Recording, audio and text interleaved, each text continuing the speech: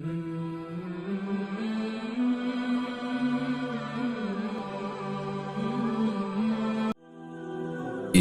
സ്വാബിരി മസ്ജിദ്.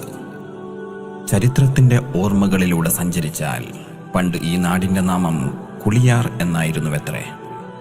കുളിയൻ, ഗുളികൻ എന്നീ പിശാചുമായി ബന്ധിച്ച പേരുപോലെ തന്നെ മുസ്ലിമീങ്ങൾക്ക് ഇവിടെ സ്വസ്ഥമായ താമസം സാധ്യമായിരുന്നില്ല. പൈശാചികമായ ഷർറിനാൽ ചിലർക്കൊക്കെ മറ്റു നാടുകളിലേക്ക് മാറി താമസിക്കേണ്ടി വന്നിരുന്നു. പരിതാപകരമായ ഈയൊരു സാഹചര്യത്തെ ഇന്നവിടുത്തെ ഖാദിമായ ബഹു മിസ്ബാഹി ഉസ്താദ് ഷെയ്ഖുന ചപ്പാരപ്പട ഉസ്താദിന്റെ ശ്രദ്ധയിൽപ്പെടുത്തിയപ്പോൾ ഷെയ്ഖുന നേരിട്ടവിടെ വരികയും സസന്തോഷകരമായ ഈ മാറ്റത്തിന് നാന്ദി കുറിക്കുകയും ചെയ്തു. ഇബാദത്തിനൊരു പള്ളിയും അതിൽ സ്വലാത്തും സ്ഥാപിച്ചപ്പോൾ ഒരു പ്രദേശത്തിന്റെ വളർച്ചയും വെളിച്ചവും ഇതര നാടുകളിലേക്ക് കൂടി എത്തിത്തുടങ്ങി. വർഷങ്ങൾക്കു മുന്നേ ഷെയ്ഖുന ഹിഫ്ള് കോളേജ് സ്ഥാപിച്ചതോടെ പരിശുദ്ധ വചനങ്ങൾ ഉരുവിടുന്ന കൊച്ചുമക്കളും അള്ളാഹുവിന്റെ ദിക്റിലായി മുഴുകി ജീവിക്കാൻ കൊതിക്കുന്ന വിശ്വാസവൃന്ദവും വർദ്ധിച്ചു വരുന്നത് അന്നേ പതിഞ്ഞ ആ പാദസ്പർശത്തിന്റെ ബഹിർസ്ഫുരണങ്ങൾ കൊണ്ട് മാത്രമാണ്.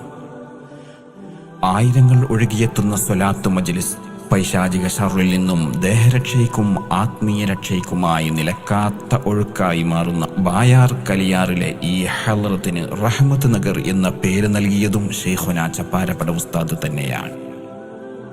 ഇന്ന് നൂറുകണക്കിന് മുതഅല്ലിമീങ്ങൾക്കുള്ള സകല സൗകര്യങ്ങൾ കൊണ്ട് വിപുലമായ ഈ സ്വാബിരി മസ്ജിദിനെ കുറിച്ചും ഇല്ലായ്മയുടെ ഇന്നലകളെക്കുറിച്ചും ഷെയ്ഖുനാന്റെ ആ ആഗമനത്തെക്കുറിച്ചും പൂർവികർ പറയാറുള്ളത് ഇങ്ങനെയാണ്: മൗലാന്റെ മുട്ടിന് ശേഷം ഒരു പൈശാചിക മുട്ടും ഇവിടെ ഉണ്ടായില്ല. അത്ര സുഗന്ധപൂർണമാണിന്ന് ഈ മണ്ണ്.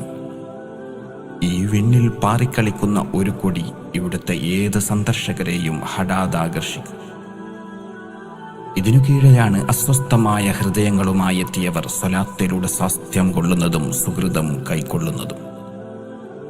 തൊട്ടടുത്ത മസ്ജിദിന്റെ നിർമ്മാണ നേരത്താണ് ഷെയ്ഖുന പറഞ്ഞത്, നാനാജാതി മതസ്ഥർക്ക് അജ്മീർ എന്ന പോലെ ഇതും വരും കാലത്തെ സകലമാന സമസ്യകൾക്കും പൂരണമായ ഒരു അജ്മീർ പോലെ കീർത്തിപ്പെടുമെന്ന്. സ്വാഹിബ് മൗല അഹമ്മദ് വലിയുല്ലാഹി എന്ന മഹാനുഭാവന്റെ സ്നേഹസ്പർശവുമാണ് ഇവിടം പൂന്തോപ്പ് പോലെ ശോഭിച്ചു നിൽക്കാനിടയാവുന്നത്. നബിയെ, അങ്ങേക്കും പിശാചുണ്ടോ? സഹാബത്തിനോട് തിരുനബി സല്ലല്ലാഹു അലൈഹി വസല്ലമ തങ്ങളുടെ മറുപടി ഇപ്രകാരമായിരുന്നു: ഉണ്ട്, പക്ഷേ അവനെ എനിക്ക് കീഴ്പ്പെടുത്തപ്പെട്ടിരിക്കുന്നു. പുണ്യപ്രഭ വീശിയാൽ പിന്നെ ദുർബോധനത്തിന്റെ ഉറവിടമായ പിശാചിന് പോലും നിലനിൽപ്പില്ലല്ലോ. നബിപ്രഭയുടെ നിലക്കാത്ത പോരിശയാണിന്ന് കലിയാർ ബായാറിലെ സ്വലാത്ത് മജ്ലിസും നമ്മോട് പറയുന്നത്. അനുഭവങ്ങളെക്കാൾ വലിയൊരറിവില്ലെന്ന നേരിനെ നേരിട്ടറിയാൻ കലിയാറിന്റെ മണ്ണിലെ സ്വാബിരി മസ്ജിദിലെ റഹ്മത്ത് നഗറിലേക്ക് ഒന്നുവന്നു നോക്കൂ. ഇക്കാലത്തും തർബിയത്തിന്റെ മശായിഖന്മാർ ആരാണെന്ന സത്യത്തെ നമുക്ക് ബോധ്യപ്പെടും. ആരാണ് മൗലയെന്നും ആരാണ് സ്വാഹിബ് മൗലയെന്നും നമ്മോട് പറയും. ഈ പതാകയും ഈ പള്ളിയും ഈ റഹ്മത്ത് നഗറും.